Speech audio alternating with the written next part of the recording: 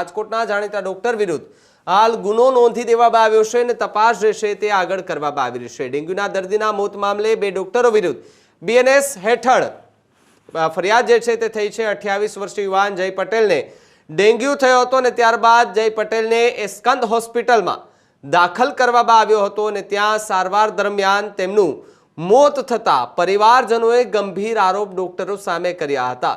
બીજી તરફ જો વાત કરીએ તો ડોક્ટર હાર્દિક સંઘાણી અને ડોક્ટર જિગ્નેશ પટેલ વિરુદ્ધ ફરિયાદ જે છે તે દાખલ કરવામાં આવી છે। ત્યારે અત્યારે સ્કંદ લાઈફ કેર હોસ્પિટલના બંને ડોક્ટર સામે ગંભીર આરોપો સાથે એક ફરિયાદ દાખલ કરવામાં આવી છે। ફરિયાદના આધારે હાલ એ તપાસ જે છે તે કરવામાં આવી રહી છે અને તપાસ કર્યા બાદ હવે ખબર પડશે કે આખી ઘટનામાં આખરે શું થયું હતું ને એનું મોતના પાછળનું કારણ શું હોઈ શકે।